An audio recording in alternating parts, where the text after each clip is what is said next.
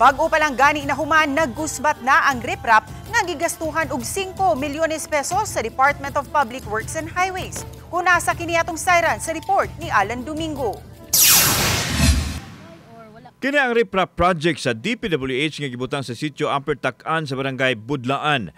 Matod sa barangay kapitan nga riprap project kini nga gipatas-an aron magsilbi usab nga ali sa mga motorista nga dili madisgrasya sa pangpang. Enero nining tuiga gisugdan ang proyekto ug nahuman kini sa 6 ka buwan nga mao'y target completion. Apan duha pa lang ka buwan human na kumpleto, nahugno naman. Busa dismayado kaayo ang mga mulupyo ug ang mga opisyal sa barangay. Kini ang repropping project sa DPWH nga nagkandidato og 5 million pesos nga nahunlak 1 to 2 months pa human na kumpleto kini. Kung ato makita, ato mapokus sa kamera, kani. Doon ay mga bato pero halo. Ang yang simento is nipis. Dili man nato, di man ko engineer nga maka-assess niini pero base po ni sa atong observation, doon ay kabilya pero diha na pod.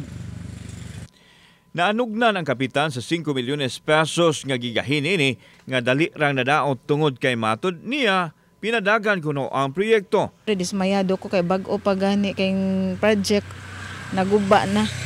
Suma ni Kapitan Antulihaw nga dihangwa pa magsugod ang proyekto, nagkortisikol kuno ang DPWH sa ilang barangay apan dihang nahumana, wa na sila pahibaw. Dali ra kay ni dahili ang ilahang trabaho.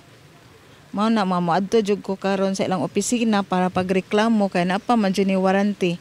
Gikuhaan og habig ang DPWH mahitungod niini. Samtang dili na mahinumduman sa barangay kinsa ang kontraktor sa proyekto kay wala na ang signage o project information. Kauban si Clover Lumayag, ako si Alan Domingo. Balitang Bisdak.